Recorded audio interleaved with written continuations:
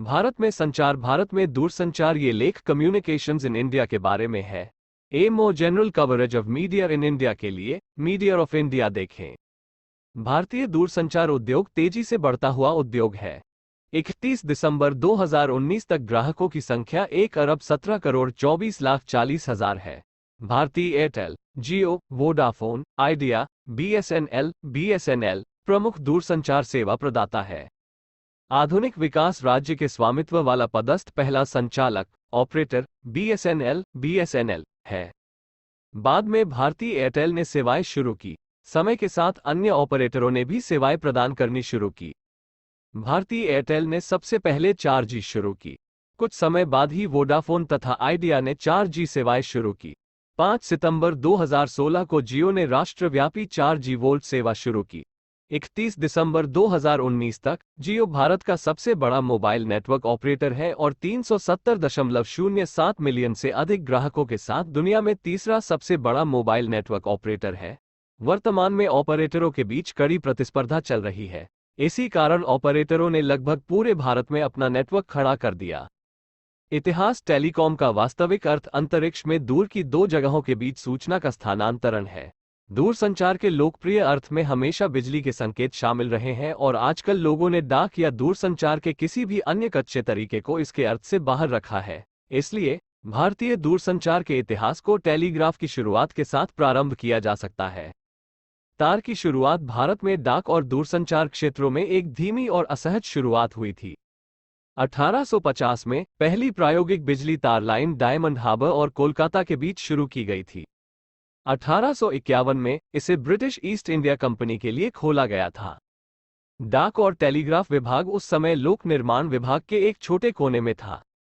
उत्तर में कोलकाता, कलकत्ता और पेशावर को आगरा सहित और मुंबई, बॉम्बे को सिंधवा घाट्स के जरिए दक्षिण में चेन्नई, यहां तक कि ऊटकमंड और बंगलो के साथ जोड़ने वाली 4000 मील 6400 किलोमीटर की टेलीग्राफ लाइनों का निर्माण नवंबर 1853 में शुरू किया गया। भारत में टेलीग्राफ और टेलीफोन का बीड़ा उठाने वाले डॉक्टर विलियम ओ शॉगनेसी लोक निर्माण विभाग में काम करते थे। वे इस पूरी अवधि के दौरान दूरसंचार के विकास की दिशा में काम करते रहे। 1854 में एक अलग विभाग खोला गया, जब टेलीग्राफ सुविधाओं को जनता के लिए खोला गया था। टेलीफोन की शुरुआत 1880 में दो टेलीफोन कंपनियों the oriental telephone company limited और Anglo Indian telephone company limited ने भारत में टेलीफोन एक्सचेंज की स्थापना करने के लिए भारत सरकार से संपर्क किया। इस अनुमति को इस आधार पर अस्वीकृत कर दिया गया कि टेलीफोन की स्थापना करना सरकार का एकाधिकार था और सरकार खुद ये काम शुरू करेगी। 1881 में सरकार ने अपने पहले के फैसले के खिलाफ इंग्लैंड की ओरिएंटल टेलीफोन कंपनी लिमिटेड को कोलकाता, मुंबई, चेन्नई, मद्रास और अहमदाबाद में टेलीफोन एक्सचेंज खोलने के लिए एक लाइसेंस दिया, जिससे 1881 में देश में पहली औपचारिक टेलीफोन सेवा की स्थापना हुई। 28 जनवरी 1882 भारत के टेलीफोन के इतिहास में रेड लेटर डे है। इस दिन भारत के गवर्नर जनरल काउंसिल के सदस्य मेजर ई बैरिंग ने कोलकाता, चेन्नई और मुंबई में टेलीफोन एक्सचेंज खोलने की घोषणा की। कोलकाता के एक्सचेंज का नाम केंद्रीय एक्सचेंज था, जो 7 काउंसिल हाउस स्ट्रीट इमारत की तीसरी मंजिल पर खोला गया था। केंद्रीय टेलीफोन एक्सचेंज के 93 ग्राहक थे। बॉम्बे में भी 1882 में टेलीफोन एक्सचेंज का उद्घाटन किया गया। आगे का विकास 1902 सागर द्वीप और सैंडहेड्स के बीच पहले वायरलेस टेलीग्राफ स्टेशन की स्थापना की गई। 1907 कानपुर में टेलीफोनों की पहली केंद्रीय बैटरी शुरू की गई। 1913-1914 शिमला में पहला स्वचालित एक्सचेंज स्थापित किया गया।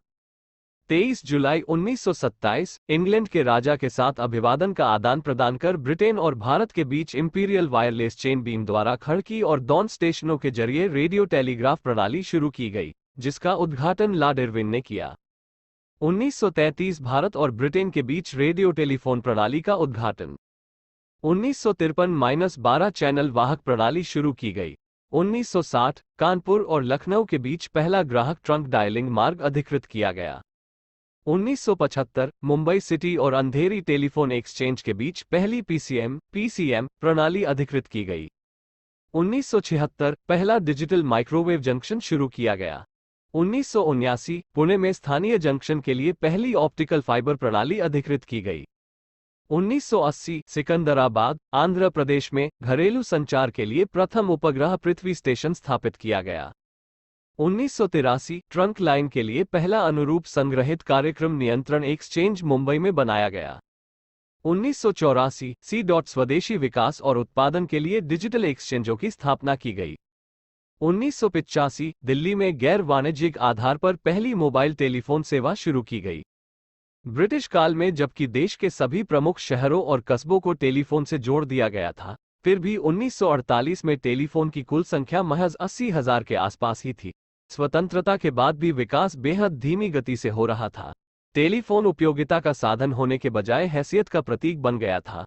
टेलीफोनों की संख्या इत्मीनान से बढ़ती हुई 1971 में 980,000, 1981 में 2.15 मिलियन और 1991 में 5.07 मिलियन तक पहुंची, जिस वर्ष देश में आर्थिक सुधारों को शुरू किया गया।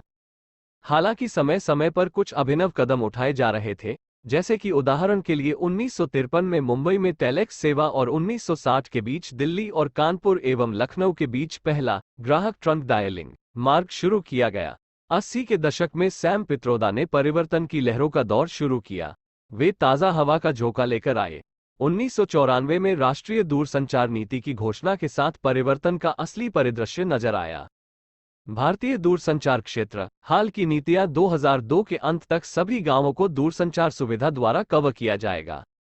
31 अगस्त 2001 को संसद में पेश संचार अभिसरण विधेयक कम्युनिकेशन कन्वर्जेंस बिल 2001 इस समय टेलीकॉम और आईटी संबंधी स्थायी संसदीय समिति के सामने है। राष्ट्रीय लंबी दूरी की सेवा एनएलडी को अप्रतिबंधित प्रविष्टि के लिए खोला गया है। अंतर्राष्ट्रीय लंबी दूरी की सेवाओं ILDS प्रतियोगिता के लिए खोला गया है। बुनियादी सेवाएं प्रतियोगिता के लिए खुली है। मौजूदा 3 के अतिरिक्त चौथे सेलुलर संचालक ऑपरेटर को प्रत्येक को 4 महानगरों में से 1 और 13 परिमंडलों के लिए अनुमति दी गई है। सेलुलर संचालकों ऑपरेटरों को आवाज और गैर आवाज संदेश डाटा सेवाओं सहित सभी प्रकार की मोबाइल सेवाओं को उपलब्ध कराने के लिए और सर्किट और या पैकेज स्विच सहित कुछ आवश्यक मानकों को पूरा करने वाले किसी भी प्रकार के नेटवर्क उपकरण का प्रयोग कर PCOS के लिए अनुमति प्रदान की गई है। नई दूरसंचार नीति NTP 1999 के अनुसार कई नई सेवाओं, जिनमें सैटेलाइट सेवा के द्वारा global mobile personal communication GMPCS, digital public mobile radio trunk service PMRTS, voice mail, audio text, एकीकृत संदेश सेवा शामिल है, में निजी भागीदारी की अनुमति देने वाली नीतियों की घोषणा की गई है। शहरी, अर्ध शहरी और ग्रामीण क्षेत्रों में तुरंत टेलीफोन कनेक्शन प्रदान करने के लिए स्थानीय लूप WLL में वायरलेस शुरू किया गया है। सार्वजनिक क्षेत्र के 2 दूरसंचार उपक्रमों VSNL और HTL को विनिवेशित किया गया है। वैश्विक सेवा बाध्यता USO, इसके निवेश और प्रशासन को पूरा करने के लिए कदम उठाए जा रहे हैं। सामुदायिक फोन सेवा की अनुमति देने के एक निर्णय की घोषणा की गई है। कई निश्चित सेवा प्रदाताओं FSPS के लाइसेंसिंग के दिशा निर्देशों की घोषणा की गई थी। इंटरनेट सेवा प्रदाताओं ISP को समुद्र की सतह के नीचे ऑप्टिकल फाइबर केबल के लिए उपग्रह और लैंडिंग स्टेशन दोनों पर अंतर्राष्ट्रीय इंटरनेट गेटवे की स्थापना की अनुमति दी गई है। अवसंरचना प्रदाताओं की 2 श्रेणियों को एक छोर से दूसरे छोर तक बैंडविड्थ और गहरे फाइबर रस्ते, टावरों, डक्ट स्पेस आदि के लिए अधिकार प्रदान करने की अनुमति दी गई है। सरकार द्वारा इंटरनेट टेलीफोनी IP को खोलने के लिए दिशा निर्देश जारी किए गए हैं। एक प्रमुख खिलाड़ी के रूप में उद्भव 1975 में दूरसंचार विभाग DOT को PNT से अलग कर दिया गया था।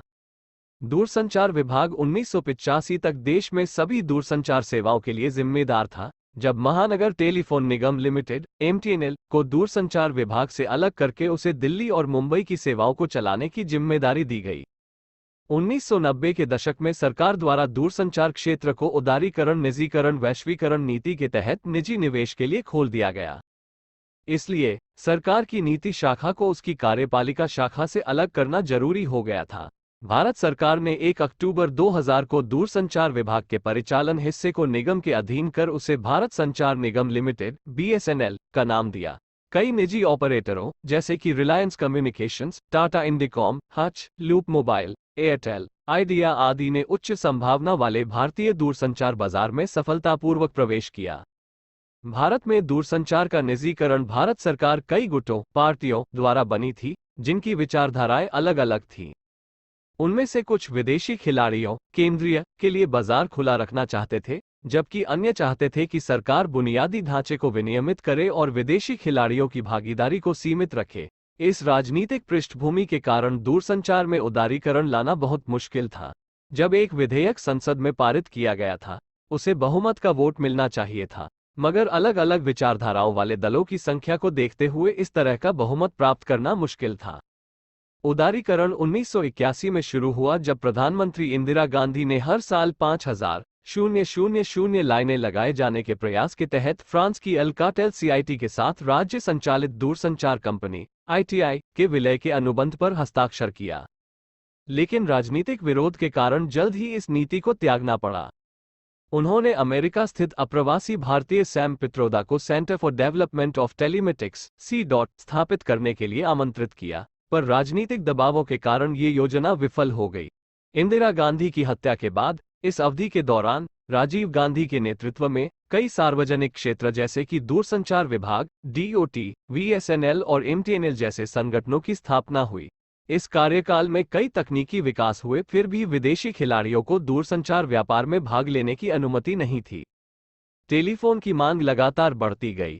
इसी अवधि के दौरान ऐसा हुआ कि 1994 में पीएन राव के नेतृत्व में सरकार ने राष्ट्रीय दूरसंचार नीति एनटीपी लागू की, जिसमें निम्नलिखित क्षेत्रों स्वामित्व, सेवा और दूरसंचार के बुनियादी ढांचे के विनियमन में परिवर्तन लाया गया।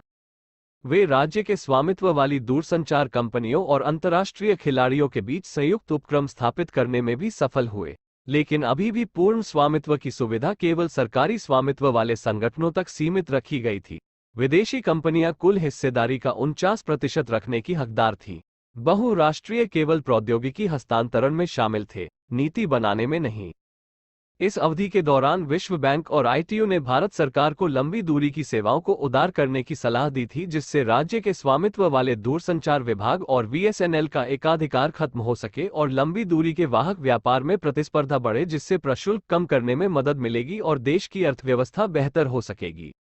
राव द्वारा चलाई जा रही सरकार ने विपरीत राजनीतिक दलों को विश्वास में लेकर स्थानीय सेवाओं का उदारीकरण किया और 5 साल के बाद लंबी दूरी के कारोबार में विदेशी भागीदारी देने का विश्वास दिलाया।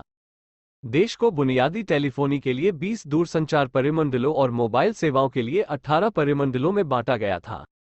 इन परिमंडलों को प्रत्येक परिमंडल में राजस्व के मूल्य के आधार पर ए, बी और सी श्रेणी में विभाजित किया गया। सरकार ने प्रति परिमंडल में सरकारी स्वामित्व वाले दूरसंचार विभाग के साथ प्रति परिमंडल एक निजी कंपनी के लिए निविदाओं को खुला रखा। सेलुलर सेवा के लिए प्रति परिमंडल में 2 सेवा प्रदाताओं को अनुमति दी जाती थी और हर प्रदाता को 15 साल का लाइसेंस दिया जाता था।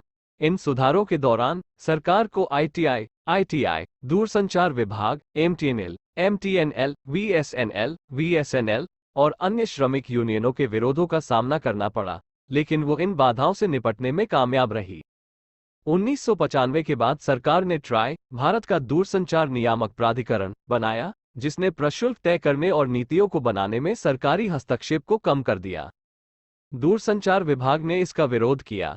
राजनीतिक शक्तियां 1999 में बदल गईं और अटल बिहारी वाजपेयी के नेतृत्व वाली नई सरकार नए सुधारों की और अधिक समर्थक थी, जिसने उदारीकरण की बेहतर नीतियों की शुरुआत की। उन्होंने डॉट को 2 भागों में बांटा, एक नीति निर्माता और अन्य सेवा प्रदाता डीटीएस, जिसे बाद में बीएसएनएल का नाम दिया गया। विदेशी निवेशकों की हिस्सेदारी को 49% से बढ़ाकर 74% करने के प्रस्ताव को विरोधी राजनीतिक दल और वामपंथी विचारकों द्वारा अस्वीकार कर दिया गया था। घरेलू व्यापार समूह चाहते थे कि सरकार बीएसएनएल का निजीकरण कर दे। आखिर में अप्रैल 2002 में अंत में सरकार ने वीएसएनएल में अपनी हिस्सेदारी को 53% से घटाकर 26% कर दी और इसे निजी उद्यमों को बिक्री के लिए आमंत्रित करने का फैसला किया। अंत में टाटा ने वीएसएनएल में 25% हिस्सेदारी ले ली। ये कई विदेशी निवेशकों के लिए भारतीय दूरसंचार बाजार में शामिल होने के लिए एक प्रवेश द्वार जैसा था। मार्च 2000 के बाद सरकार नीतियों को बनाने और निजी संचालकों ऑपरेटरों को लाइसेंस जारी करने में और अधिक उदार बन गई। सरकार ने आगे सेलुलर सेवा प्रदाताओं के लिए लाइसेंस शुल्क कम कर दिया और विदेशी कंपनियों की स्वीकार्य हिस्सेदारी को बढ़ाकर 74% कर दिया। इन सभी कारकों की वजह से अंत में सेवा शुल्क कम हो गया और कॉल की लागत में भारी कमी आई, जिससे भारत में हर आम मध्यम वर्ग परिवार के लिए सेल फोन हासिल करना आसान हो गया। भारत में तकरीबन 32 मिलियन हैंडसेट बिके थे। आंकड़े से भारतीय मोबाइल बाजार के विकास की असली क्षमता का पता चलता है। मार्च 2008 में देश में जीएसएम, जीएसएम और सीडीएमए मोबाइल ग्राहकों का आधार 375 मिलियन था, जो पिछले वर्ष की तुलना में लगभग 50% विकास का प्रतिनिधित्व करता है। बिना ब्रांड वाले चीनी सेल फोन जिनके पास इंटरनेशनल मोबाइल उपकरण पहचान IMEI नंबर नहीं होता, देश की सुरक्षा के लिए गंभीर खतरा होते हैं। इस वजह से मोबाइल नेटवर्क ऑपरेटरों ने तकरीबन 30 मिलियन मोबाइल फोन, देश के कुल मोबाइलों का 8% का इस्तेमाल 30 अप्रैल तक बंद करने की योजना बनाए। 5-6 सालों में औसतन मासिक ग्राहकों में तकरीबन 0.05 से 0.1 मिलियन वृद्धि होती थी और दिसंबर 2002 में कुल मोबाइल उपभोक्ताओं का आधार 10.5 मिलियन तक पहुंच गया। हालांकि नियामकों और लाइसेंसदाताओं द्वारा कई सक्रिय पहल करने के बाद मई 2010 तक मोबाइल उपभोक्ताओं की कुल संख्या बढ़कर 617 मिलियन ग्राहकों तक पहुंच गई है। भारत ने मोबाइल सेक्टर में दोनों जीएसएम मोबाइल संचार के लिए वैश्विक प्रणाली और CDMA code division multiple access प्रौद्योगिकी के इस्तेमाल का चयन किया है। लैंडलाइन और मोबाइल फोन्स के अलावा कुछ कंपनियां WLL की सेवा भी प्रदान करती हैं। भारत में मोबाइल दरें भी दुनिया में सबसे कम हो गई हैं। एक नया मोबाइल कनेक्शन अमेरिकी $15 की मासिक प्रतिबद्धता के साथ ही सक्रिय किया जा सकता है।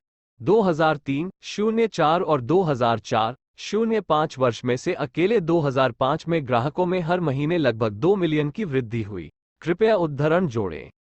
जून 2009 में भारत सरकार ने गुणवत्ता में कमी और IMEI नंबर के न होने पर चिंता जाहिर करते हुए चीन में निर्मित कई मोबाइल फोनों के आयात पर प्रतिबंध लगा दिया, क्योंकि भारत में ऐसे फोन की बिक्री का पता लगाने में अधिकारियों को मुश्किलें होती थीं। अप्रैल 2010 में सरकार ने भारतीय सेवा प्रदाताओं को चीनी मोबाइल प्रौद्योगिकी खरीदने से यह हवाला देते हुए रोका कि चीनी हैकर्स राष्ट्रीय आपातकाल के दौरान भारतीय दूरसंचार नेटवर्क को अवरुद्ध कर सकते हैं। भारत सरकार की वेबसाइटों और कंप्यूटर नेटवर्क पर चीनी हैकर्स द्वारा लगातार हमलों ने भारतीय नियामकों को चीन में तैयार संभावित संवेदनशील उपकरणों के आयात के प्रति संदिग्ध बना दिया है। इनसे प्रभावित कंपनियों के नाम हैं हुआई प्रौद्योगिकी और ZTE। भारत में दूरसंचार नियामक पर्यावरण लिरनेशिया का दूरसंचार विनियामक पर्यावरण TRE सूचकांक, जो TRE के कुछ आयामों पर हितधारकों की धारणा को सारांशित करता है और अनुकूल माहौल में पर्यावरण विकास और प्रगति तय करने की अंतर्दृष्टि प्रदान करता है। सबसे हाल ही में जुलाई 2008 में 8 एशियाई देशों में सर्वेक्षण कराया गया था, जिनमें बांग्लादेश, भारत, इंडोनेशिया, श्रीलंका, मालदीव, पाकिस्तान, थाईलैंड और फिलीपींस शामिल है। यह उपकरण 7 आयामों को मापता है। I बाजार में प्रवेश, E दुर्लभ संसाधनों के उपयोग, E एक दूसरे से संबंध, IV शुल्क विनियमन, V विरोधी प्रतिस्पर्धी तरीके और V सार्वभौमिक सेवाएं, V फिक्स्ड, मोबाइल और ब्रॉडबैंड क्षेत्रों के लिए सेवा की गुणवत्ता। भारत के परिणाम इस तथ्य को दर्शाते हैं कि साझेदार TR को मोबाइल क्षेत्र के बाद फिक्स्ड और फिर ब्रॉडबैंड के लिए सबसे अधिक अनुकूल मानते हैं। दुर्लभ के अलावा प्रवेश के लिए स्थायी फिक्स्ड क्षेत्र संसाधनों में मोबाइल क्षेत्र से पीछे है। निश्चित और मोबाइल क्षेत्रों के पास शुल्क नियमन के लिए उच्चतम स्कोर है। मोबाइल सेक्टर के लिए भी बाजार में प्रवेश भी सुलभ है। हर परिमंडल में 4-5 मोबाइल सेवा प्रदाताओं के होने की वजह से अच्छी प्रतिस्पर्धा है। प्राप्तांक में ब्रॉडबैंड सेक्टर का सबसे कम अंक है। ब्रॉडबैंड का कम प्रवेश 2007 के आखिर में 9 मिलियन की जगह महज 3.87 स्पष्ट करता है कि विनियामक वातावरण बहुत अनुकूल नहीं है। राजस्व और विकास दूरसंचार सेवा क्षेत्र में 2004-2005 के 71,674 करोड़ रुपए, $10.5 अरब की तुलना में 2005-06 में कुल राजस्व 86,720 करोड़ रुपए, $12.7 अरब, 21% की वृद्धि दर्ज की गई है।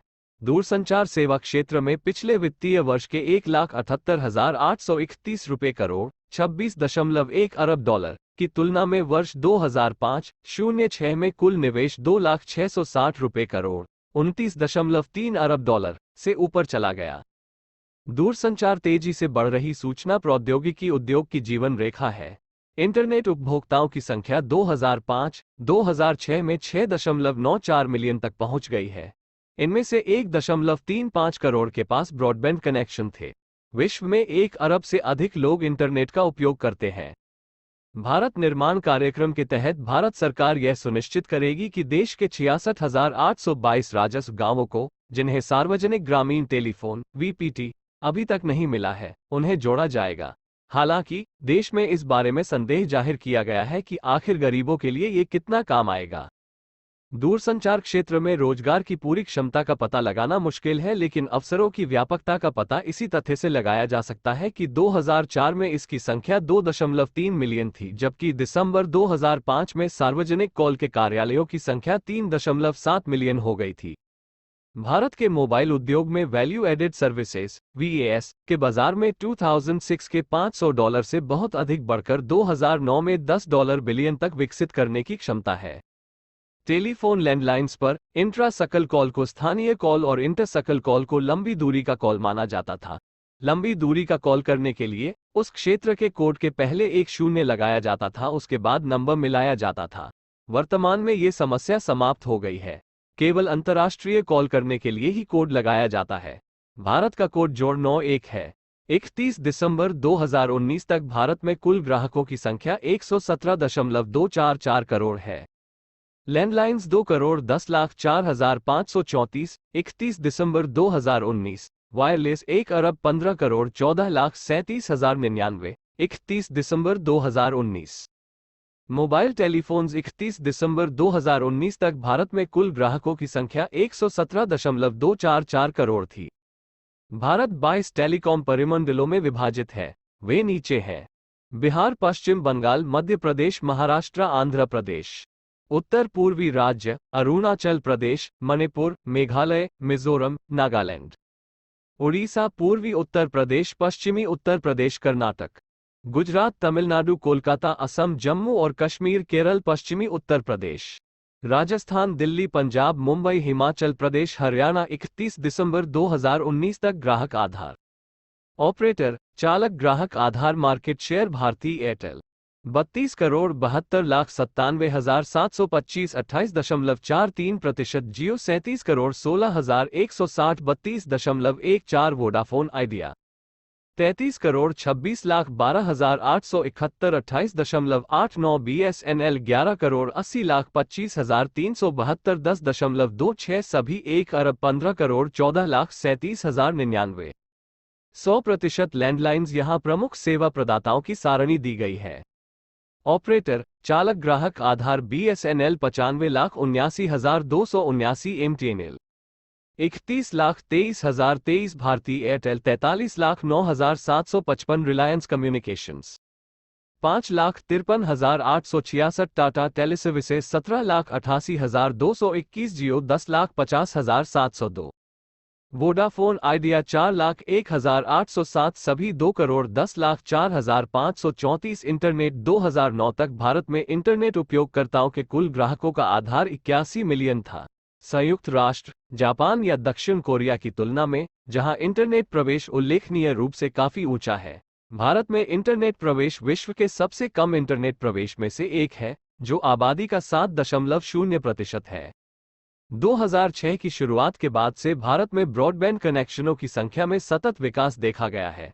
जनवरी 2010 के अंत तक देश में ब्रॉडबैंड कनेक्शनों की कुल संख्या 8.03 मिलियन तक पहुंच गई है। पश्चिमी यूरोप, ब्रिटेन और संयुक्त राज्य अमेरिका की तुलना में भारत में ब्रॉडबैंड अधिक महंगा है।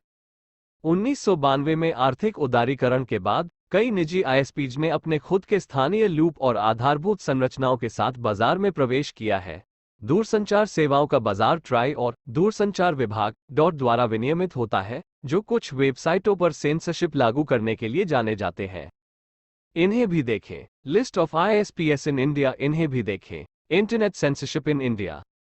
कम स्पीड ब्रॉडबैंड 256 किलोबिट्स पर सेकंड टू। भारत में ब्रॉडबैंड की वर्तमान परिभाषा 256 केबिट्स एस की गति है। ट्राई ने जुलाई 2009 को इस सीमा को 2 Mbit/s तक बढ़ाने की सिफारिश की है। जनवरी 2010 के अनुसार भारत में 9.24 मिलियन ब्रॉडबैंड उपयोगकर्ता हैं, जो कि जनसंख्या का 6.0% है। जापान, दक्षिण कोरिया और फ्रांस की तुलना में भारत सबसे कम गति वाला ब्रॉडबैंड प्रदान करने वाले देशों में से एक है। ब्रॉडबैंड प्रवेश में बढ़ती दिलचस्पी और सेवा की गुणवत्ता में लगातार सुधार की वजह से कई अप्रवासी भारतीय विश्व में कहीं से भी भारत में रहने वाले अपने परिवार के साथ संवाद करने का आनंद उठा रहे हैं। हालांकि कई उपभोक्ताओं की शिकायत है कि कई आईएसपी अभी भी विज्ञापित गति प्रदान करने में विफल हैं, और कुछ तो मानक गति 256 किलोबिट्स पर सेकंड भी मुहैया नहीं कर पाते हैं। High speed broadband 2 megabit S पर एयरटेल ने ADSL 2 जोड़ सक्षम लाइनों पर 16 तक की योजना का शुभारंभ किया गया है और सीमित क्षेत्रों में 30 मेगाबिट्स पर सेकंड और 50 मेगाबिट के संचालन की नई योजनाएं बना रहा है। बीम टेलीकॉम घरेलू उपयोगकर्ताओं के लिए 6 मेगाबिट्स पर सेकंड तक की योजनाएं प्रदान करता है और केवल हैदराबाद सिटी में पावर उपयोगकर्ताओं के लिए 20 मेगाबिट्स पर सेकंड की योजना उपलब्ध है। BSNL कई शहरों में 24 मेगाबिट्स पर सेकंड तक के ADSL की पेशकश करता है तथा FTTH के द्वारा 100 मेगाबिट्स पर सेकंड की सेवा की पेशकश कई शहरों में कर चुका है। हाई ब्रॉडबैंड 1 गीगाबिट पर सेकंड के आंतरिक अंतर्जाल इंटरनल नेटवर्क पर 100 मेगाबिट्स पर सेकंड तक की FTTH सेवा की पेशकश करेगा। ऑनेस्टी नेट सॉल्यूशंस केबल पर 4 मेगाबिट्स पर सेकंड तक ब्रॉडबैंड प्रदान करता है। MTNL चुने हुए क्षेत्रों में 20 मेगाबिट्स पर सेकंड तक की गति का VDSL प्रदान करता है। साथ ही 155 मेगाबिट्स पर सेकंड की आश्चर्यजनक गति का बैंडविड्थ भी प्रदान करता है। इस तरह इसे भारत में सबसे तेज ISP बना रही है। रिलायंस कम्युनिकेशंस चयनित क्षेत्रों में 10 मेगाबिट्स पर सेकंड और 20 मेगाबिट्स पर सेकंड ब्रॉडबैंड इंटरनेट सेवाएं प्रदान करता है। टाटा इंडिकॉम लाइटनिंग प्लस दर सूची संरचना के तहत 10 मेगाबिट्स पर सेकंड, 20 मेगाबिट्स पर सेकंड और 100 मेगाबिट्स पर सेकंड के विकल्प प्रदान करता है। Tikona digital networks wireless broadband सेवा है जो 2 के साथ OFDM और MIMO चौथी पीढ़ी प्रौद्योगिकी 4G द्वारा संचालित है। ओ क्षेत्र जोन नेटवर्क्स प्राइवेट लिमिटेड अखिल भारत पैन इंडिया सार्वजनिक वाईफाई हॉटस्पॉट प्रदाता है जो 2 तक का वायरलेस ब्रॉडबैंड दे रहा है। इन्हें भी देखें। List of ISPs in India. Bharat में हाई स्पीड ब्रॉडबैंड उपभोक्ताओं की मुख्य समस्या यह है कि वे अक्सर महंगी होती हैं और या वे योजना में शामिल डाटा को सीमित मात्रा में ही हस्तांतरित कर पाते हैं। सांख्यिकी इंटरनेट सेवा प्रदाता ISP और मेजबान 86,571 2004 स्रोत CIA विश्व तथ्य book CIA world fact book.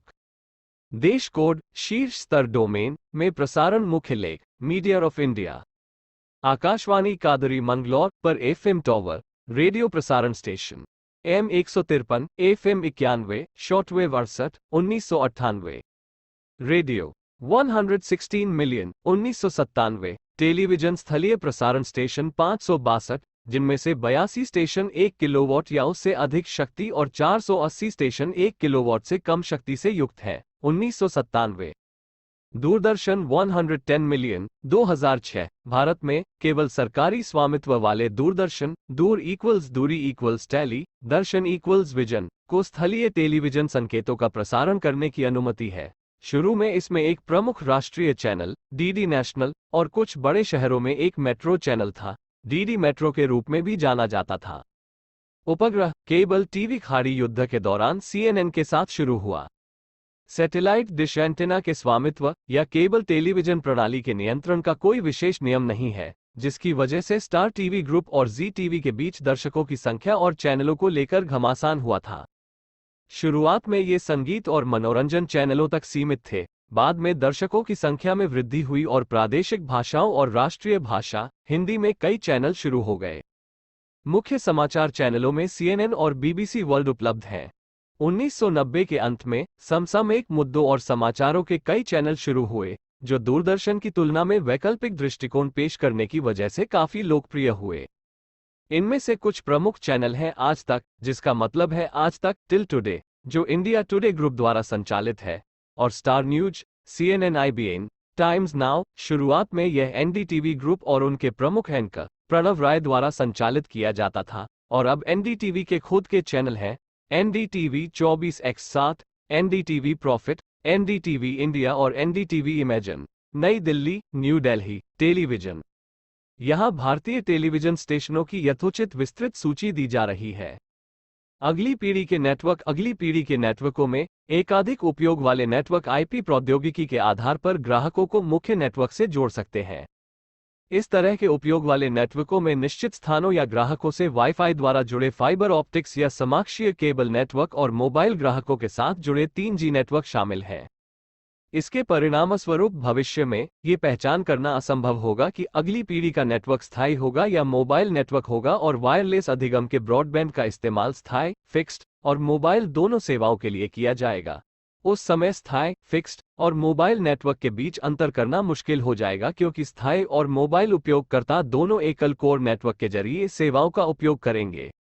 भारतीय दूरसंचार नेटवर्क विकसित देशों के दूरसंचार नेटवर्क जितना गहन नहीं है, और भारत का दूरसंचार घनत्व केवल ग्रामीण क्षेत्रों में कम है के रूप में गहन नहीं है।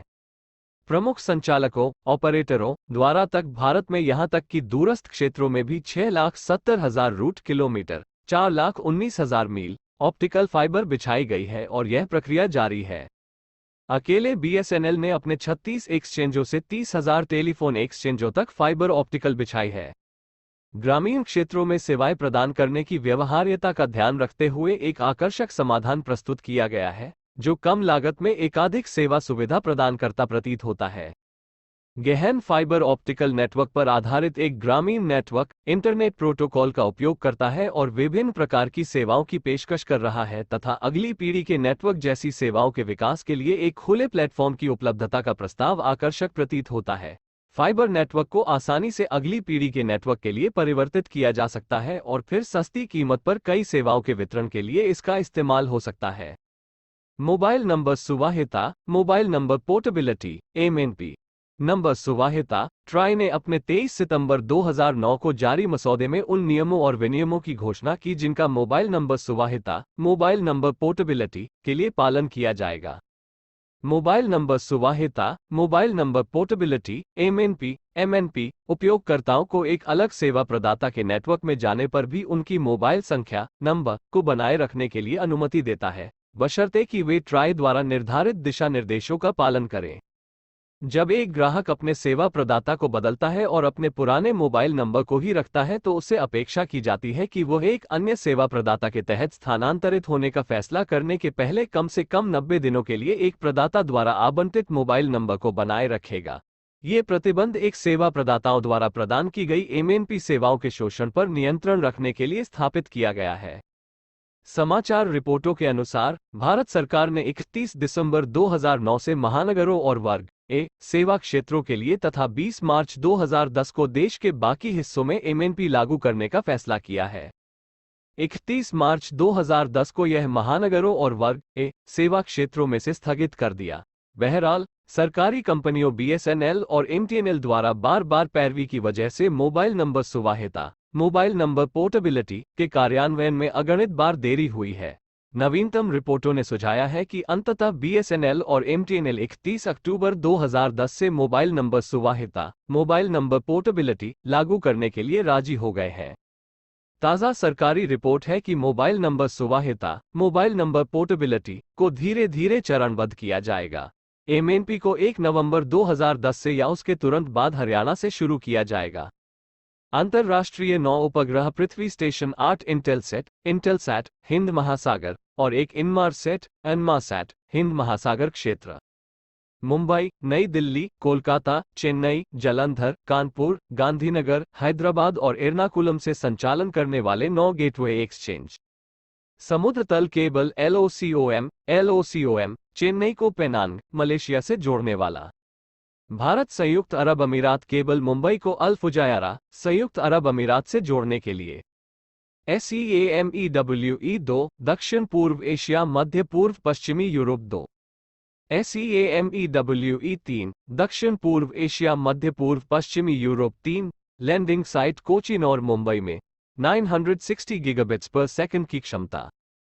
SEAMEWE 4 दक्षिण पूर्व एशिया मध्य पूर्व पश्चिमी यूरोप 4। लैंडिंग साइट मुंबई और चेन्नई में 1.28 टेराबिट्स पर सेकंड की क्षमता। Fibre optic link around the globe FLAGFEA। Mumbai में एक लैंडिंग साइट के साथ 2000 प्रारंभिक डिजाइन क्षमता 10 गीगाबिट्स पर सेकंड, 2002 में 80 गीगाबिट्स पर सेकंड के लिए उन्नत, 1 टेराबिट पर सेकंड के लिए उन्नत, 2005 TISCS Tata Indicom Bharat Singapore cable system TIC Tata Indicom cable के रूप में भी जाना जाता है, चेन्नई से सिंगापुर के लिए 5.12 टेराबिट्स पर सेकंड की क्षमता। I2I चेन्नई से सिंगापुर 8.4 टेराबिट्स पर सेकंड की क्षमता। SCACOM दक्षिण अफ्रीका होकर मुंबई से भूमध्य के लिए। वर्तमान में ये यातायात को लंदन की ओर आगे ले जाने के लिए स्पेन के पश्चिमी समुद्र तट पर SEAMEWE4 के साथ जुड़ जाता है। 2009 1.28 टेराबिट्स पर सेकंड की क्षमता। IMEWE भारत मध्य पूर्व पश्चिमी यूरोप मुंबई में 2 लैंडिंग साइटों के साथ 2009 3.84 टेराबिट्स पर सेकंड की क्षमता। EIG Europe India gateway Mumbai में लैंडिंग Q2 2010 तक अपेक्षित। MENA मध्य पूर्व उत्तरी अफ्रीका TGN यूरेशिया घोषित, मुंबई में लैंडिंग 2010 में अपेक्षित। 1.28 टेराबिट्स पर सेकंड की क्षमता। TGN खाड़ी TGN गल्फ घोषित, मुंबई में लैंडिंग 2011 में अपेक्षित, क्षमता अज्ञात। भारत में दूरसंचार प्रशिक्षण पदस्थ दूरसंचार संचालकों BSNL और MTNL ने क्षेत्रीय, परिमंडल, सर्किल और जिला स्तर पर कई दूरसंचार प्रशिक्षण केंद्र स्थापित किए हैं। BSNL के पास गाजियाबाद, उत्तर प्रदेश में advanced level telecom training centre AITTC, ALTTC, Jabalpur, Madhya Pradesh में Bharat Ratna Bhimrao Ambedkar institute of telecom training और national academy of finance and management नामक राष्ट्रीय स्तर के 3 संस्थान हैं। MTNL ने 2003-04 में दूरसंचार प्रौद्योगिकी और प्रबंधन में उत्कृष्टता के लिए केंद्र CETTM centre for excellence in telecom technology and management शामिल किया। ये भारत में सबसे बड़ा दूरसंचार प्रशिक्षण केंद्र और 100 करोड़ रुपए $14 और 60 सेंट मिलियन की एक केपेक्स योजना के साथ एशिया के सबसे बड़े दूरसंचार प्रशिक्षण केंद्रों में से एक है। CETTM 486,921 वर्ग फुट 45,236.4 वर्ग मीटर के क्षेत्र के साथ हीरानंदानी गार्डन्स, पवई, मुंबई गार्डन में स्थित है। 486,921 वर्ग फुट 45,236.4 वर्ग मीटर। वह अपने निजी आंतरिक कर्मचारियों के अलावा और कंपनियों और छात्रों को भी दूरसंचार स्विचिंग, प्रसारण, बेतार संचार, दूरसंचार संचालन और प्रबंधन में प्रशिक्षण प्रदान करता है। सरकारी संचालकों के अलावा भारती IIT दिल्ली के दूरसंचार प्रबंधन भारती स्कूल का हिस्सा AG school of business and telecommunication, bungalow और मुंबई और रिलायंस जैसी कुछ निजी कंपनियों ने अपने निजी प्रशिक्षण केंद्र शुरू किए हैं। इसके अलावा दूरसंचार प्रशिक्षण प्रदान करने वाले टेलकोमा टेक्नोलॉजीज जैसे कुछ स्वतंत्र केंद्र भी भारत में विकसित हुए हैं।